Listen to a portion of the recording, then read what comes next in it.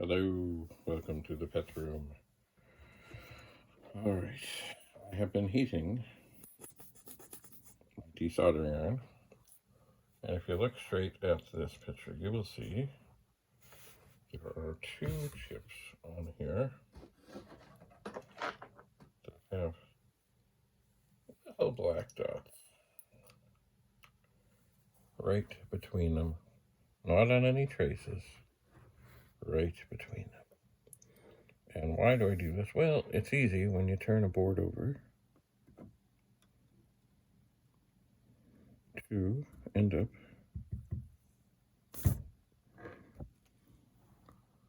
picking the wrong chip. So that seemed to go well. Basically, I get this very nicely on here. Try and move the pin to the middle to get a nice hole. Squeeze out the tube, or give the ball one thing. Okay. To get any extra solder out of the way.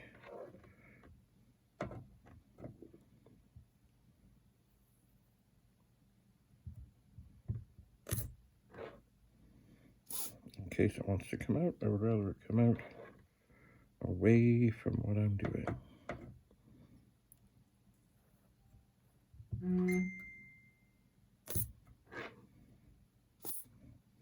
And it doesn't always spray out, but sometimes it does.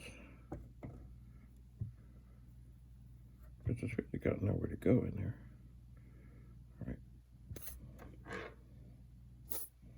Yeah, a little bit sprayed out that time. And we carry on. One at a time. I think these are going pretty well. Usually I find they go pretty well. You can always tell which one is on a bigger bus, because it usually gives a harder time. But if you look there, it does look like the holes are opening up.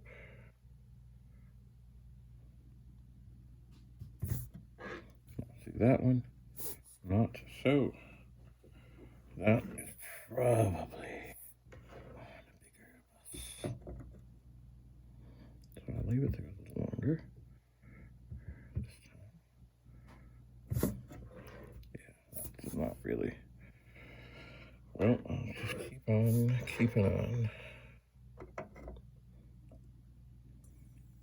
And move to the next one. I think I'm going to go back onto that and just give it a little tug.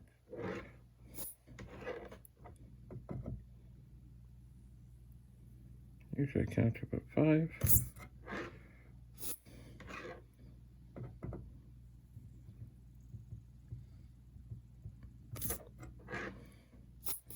The iron is nice and hot.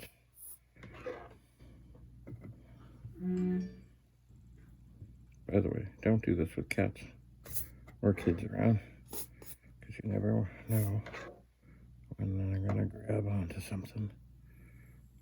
Any way to jump up now. It would not be good. Little solder dangling there.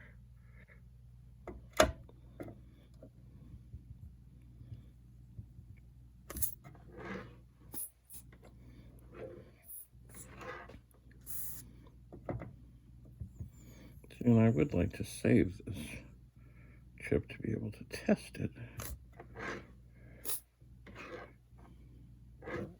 Solder dangling. Oh yeah, one thing I just didn't do, what I should do, is you'd never squeeze the ball out to add the air when you're over the board. And if your arm gets tired, shake it out a bit. Keep the soldering iron away.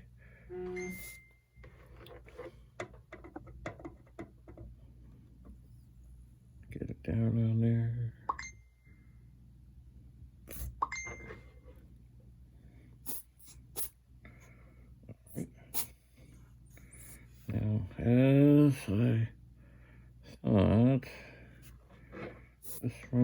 corner wants to be difficult. I think that went a little better.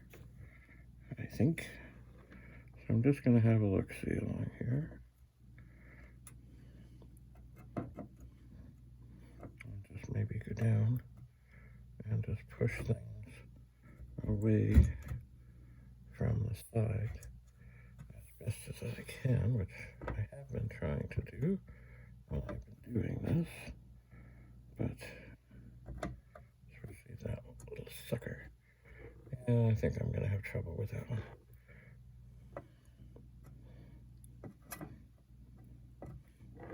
Anyway, let's see. So that is chip number 1. Now, do I need to do the other one? I don't know, but am I going to? Yes. Yes, I am.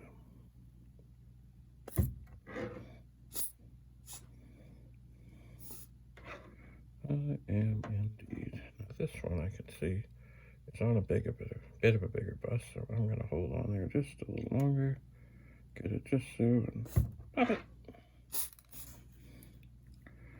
All right, so far we're looking good.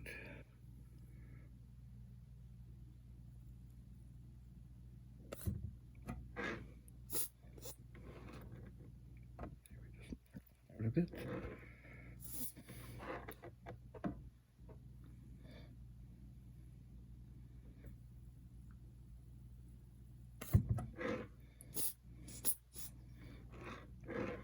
No harm in squirting extra solder out. You certainly don't want it to end up where you don't want it. And yes, always squeeze the ball when you're not over the board.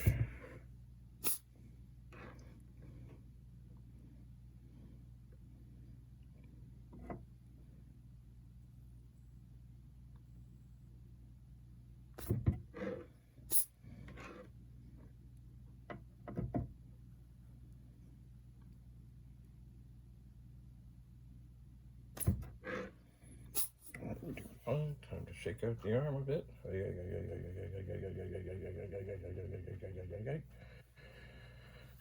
Come back for more. Squeeze out the ball. Lay it in position.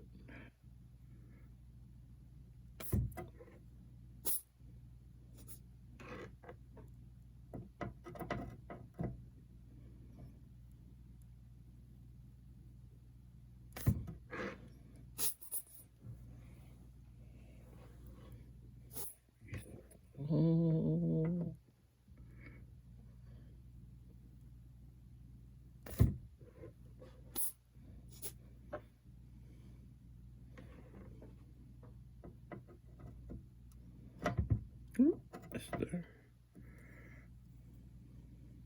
So this is basically a hollow soldering iron with a rubber ball attached. Hang on. Shake out the arm.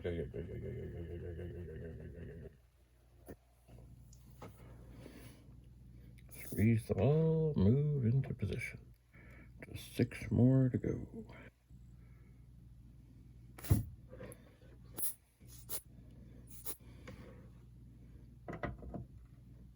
5 more.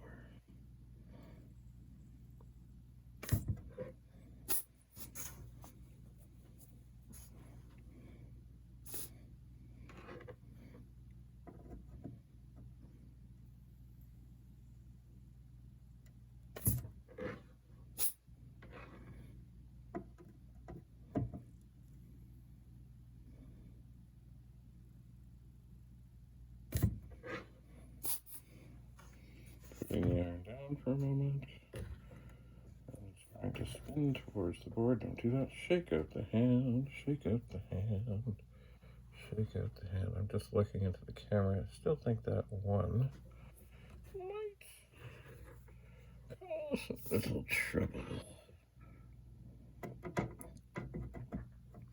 I will count to 10 on this one. It also is on a bigger bus. 1, 2, 3, 4, 5, 6, 7, 8, 9, 10. Pop.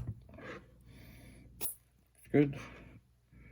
And this is the corresponding one to the other one. 1, 2, 3, 4, 5, 6, 7, 8, 9, 10. Pop.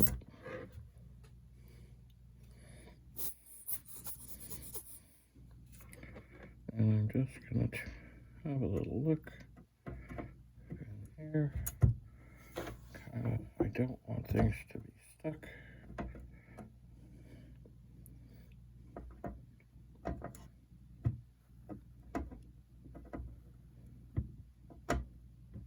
Just trying to make sure they're got a little extra thought there. There is moved over towards the middle. This one might need